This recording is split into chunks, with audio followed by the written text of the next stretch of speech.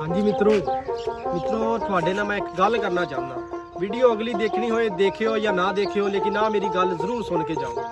तुसी ते मैं मित्रों किसी दे कोलों कोई गलती हो जाए, तुसी वो गलती पूरी सारी जिंदगी नहीं उन्होंने भुलाते हैं कि भाई जी मेरे नाल आ होया सी, लेकिन अपनी आखरत नूं तुसी ते मैं भुलाई बैठे हैं। लिहाजा नमाज़ां पढ़िया करो।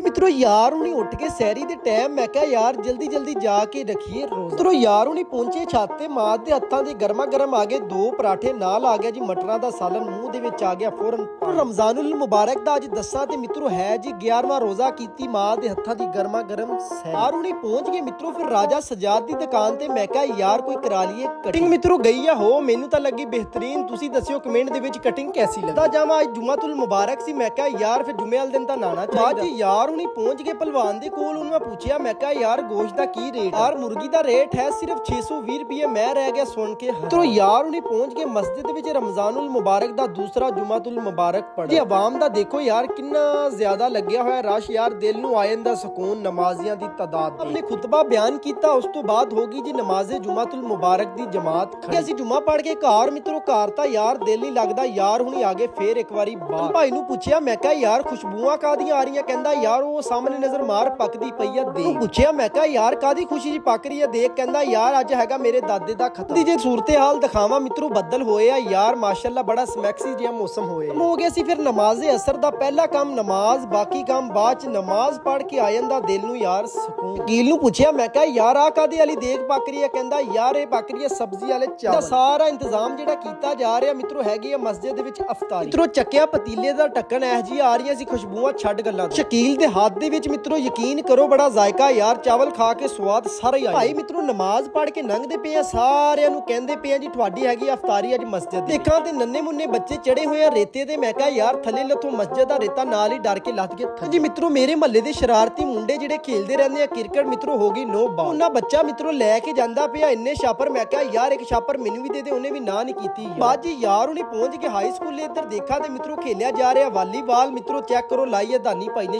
ਮਿੱਟੀ ਦੇ ਉੱਤੇ ਫਿਰ ਰਹੇ ਆ ਮਿੱਤਰੋ ਅਸੀਂ, ਤੇ ਕੱਲ ਨੂੰ ਆ ਜਾਣਾ ਮਿੱਟੀ ਦੇ ਥੱਲੇ ਮਿੱਤਰੋ। ਇਸ ਕਰਕੇ ਯਾਰ ਨਮਾਜ਼ ਲਾਜ਼ਮੀ ਪੜ੍ਹੇ। ਫਰਾਂਦੇ ਯਾਰ ਉਹਨੇ ਪਹੁੰਚ ਕੇ ਪਿੰਡ ਦੇ ਟੋਨ ਦੇ ਵਿੱਚ ਜਿੱਥੇ ਖੇਲੀ ਜਾ ਰਹੀ ਆ ਮਿੱਤਰੋ ਕ੍ਰਿਕਟ। ਵੀ ਬਹਿ ਕੇ ਮਿੱਤਰੋ ਕਰਦੇ ਪਏ ਆ ਜੀ ਕ੍ਰਿਕਟ ਇੰਜੋਏ। ਮੈਂ ਬੈਠਾ ਨਾਲ ਹੈਗਾ ਜੀ ਮੁਬਸ਼ਰ ਭਾਈ, ਪਰਲੀ ਸਾਈਡ ਤੇ ਦੇਖਾਂ ਤੇ ਬੈਠਾ ਜੀ ਹਸਨ। ਆ ਜੀ ਮਿੱਤਰੋ ਦੇਖਾਂ ਮੋਟਰਸਾਈਕਲ ਤੇ ਪੈਣ ਲੱਗੀਆਂ ਮੱਠੀਆਂ ਮੱਠੀਆਂ ਕੜੀਆਂ। ਮੈਂ ਕਿਹਾ ਯਾਰ ਚੱਲੀਏ। ਯਾਰ ਉਹਨੇ ਆਏ ਮਹੱਲੇ ਦੇ ਵਿੱਚ ਭਾਈ ਮੁਹੰਮਦ ਹੁਸੈਨ ਦੇਖਾਂ ਤੇ ਮਿੱਤਰੋ ਲੈ ਕੇ ਜਾਂਦੇ ਪਏ ਆ ਜੀ ਅਫਤਾਰੀ ਵਾਸਤੇ ਸਮਾਂ। ਵੀ ਦੱਸਿਆ ਸੀ ਮਿੱਤਰੋ ਹੈਗੀ ਆ ਮਸਜਿਦ ਦੇ ਵਿੱਚ ਅਫਤਾਰੀ। ਯਾਰ ਉਹਨੇ ਪਹੁੰਚ ਗਏ ਫਿਰ ਮਸਜਿਦ ਵਿੱਚ ਮਾਸ਼ਾਅੱਲਾ ਕੀਤਾ ਹੋਇਆ ਮਿੱਠੇ ਪਾਣੀ ਦਾ ਵੀ ਇੰਤਜ਼ਾਮ। ਖਾਂ ਤੇ ਮਿੱਤਰੋ ਆ ਗਈ ਆ ਮਾਸ਼ਾਅੱਲਾ ਕਾਫੀ। ਉਹਨੇ ਬੱਚਿਆਂ ਦੇ ਅੱਗੇ ਰੱਖਤੇ ਚਾਵਲ। ਮੈਂ ਕਿਹਾ ਯਾਰ ਹਜੇ ਨਹੀਂ ਖਾਣੇ, ਜਦੋਂ ਖੁੱਲਣਾ ਰੋਜ਼ਾ ਉਦੋਂ ਖਾਣੇ ਆ। ਕਹਿੰਦੇ ਯਾਰ ਠੀਕ ਆ ਮਿੱਠੇ ਵਲੋਗ। ਹਾਫਿਜ਼ ਮੁਦੱਸਰ ਹੁਸੈਨ ਸਾਹਿਬ ਪੜਨ ਲੱਗ ਗਏ ਜੀ ਖਤਮ।